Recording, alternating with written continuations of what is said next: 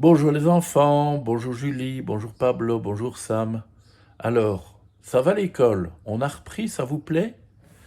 Philou, lui, se dit que peut-être bien il n'irait plus à l'école. Quelle drôle d'idée, n'est-ce pas? Les photos préférées de Philou. Bonjour, je m'appelle Philou et j'ai 6 ans et demi. J'ai collé mes photos préférées, comme ça tu peux voir tout le monde. Papa, ma grande sœur Anaïs, mon grand frère Thomas, maman et Raoul, mon chat. Là, c'est moi, à mon anniversaire de 6 ans. C'est papa qui a fait le gâteau. Lui, c'est Paul, mon meilleur copain. Il me vise, mais il m'a raté. Ça, c'est moi, avec Philo, mon ami avec qui je parle de tout. C'est Lisa, mon amoureuse. Elle n'a pas vu mon appareil photo. Je suis fatigué, et mon travail ne m'intéresse plus du tout, dit papa en s'effondrant sur le canapé. Je n'ai qu'une envie, arrêter. Pourquoi pas, répond maman en venant s'asseoir à côté de papa. Tu peux très bien essayer de trouver un autre travail. Philou bondit sur le canapé. Moi, je veux arrêter l'école, je n'ai plus du tout envie d'y aller, et puis je suis fatigué, et ce que je fais ne m'intéresse pas, annonce Philou. Papa et maman se regardent et éclatent de rire. Mais ça ne marche pas comme ça, mon petit Philou, on va t'expliquer. Ouh là là, en disant on va t'expliquer, papa et maman ont pris un air très doux que Philou n'aime pas beaucoup. Petit Philou, pourquoi veux-tu arrêter l'école demande maman. Pour jouer au football tous les jours. En voyant la tête de ses parents, Philou ajoute vite, et aussi j'aurai le temps de ranger ma chambre et de vous aider à passer l'aspirateur et de faire la vaisselle. Mais comment vas-tu apprendre à lire, à écrire, à compter interroge papa. Je sais déjà lire et écrire, et je compte même jusqu'à 100. Mais tu dois apprendre à mieux lire, à mieux écrire, à calculer, continue papa. Et tu vas découvrir l'histoire de ton pays et l'histoire du monde et apprendre à parler une autre langue. Tout ça, mais ça sert à quoi? Par exemple, quand tu voyageras pour découvrir le monde, tu seras content de savoir parler anglais ou espagnol ou italien ou chinois et tu seras rassuré de pouvoir lire une carte et de savoir où tu es et où tu vas. Je ne veux pas découvrir le monde. Bon, c'est vrai, tu n'es pas obligé, dit maman. Mais tu n'as pas envie de savoir pourquoi les dinosaures ont disparu et comment les premiers hommes vivaient?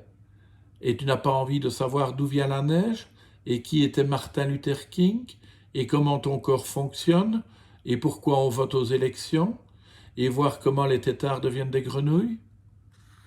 On dirait que maman ne va jamais s'arrêter. D'ailleurs, elle continue. Et découvrir pourquoi il y a des étoiles et pourquoi le ciel est bleu et les fraises rouges. On va te parler de tout cela à l'école, tu vas te régaler, s'enthousiasme maman. Tu sais, le ciel n'est pas toujours bleu, dit Philou, en regardant la pluie tomber. Oh là là, maintenant, papa et maman sourient très gentiment. Ils essayent de prendre un air encore plus doux.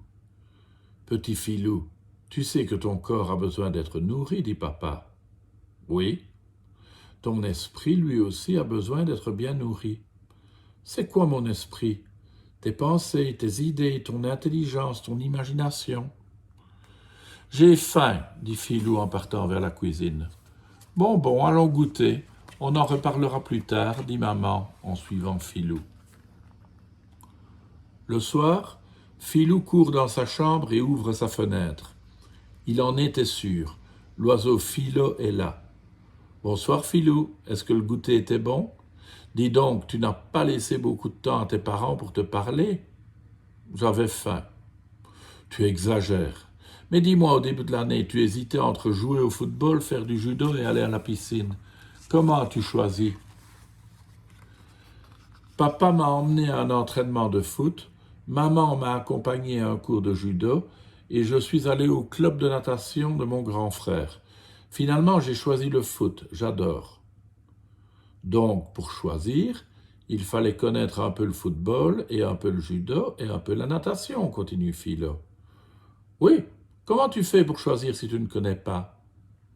Tu as raison. Pour choisir, on a besoin de savoir des choses. Comment décider de faire de l'informatique, du dessin, de la musique, de la cuisine ou de la danse si on ne sait rien de tout cela? Quand tu seras grand, comment choisir un métier si tu ne sais rien? Philo réfléchit. Mais on ne peut pas tout savoir quand même. L'oiseau Philo réfléchit. C'est vrai, mais quand on sait beaucoup de choses, on a beaucoup de choix. Quand on ne sait rien, on n'a aucun choix. Philou réfléchit. Il croyait qu'à l'école on voulait lui donner des notes. Il n'a jamais pensé qu'on veut lui donner des choix. Quand papa va venir lire l'histoire du soir, quand maman va venir donner le bisou du soir, il aura beaucoup de choses à leur dire et de questions à leur poser. Philou aimerait discuter plus longtemps avec l'oiseau Philo, mais Philo doit déjà partir, des fenêtres s'ouvrent, d'autres enfants l'attendent. À demain, Philo. À demain, Philou.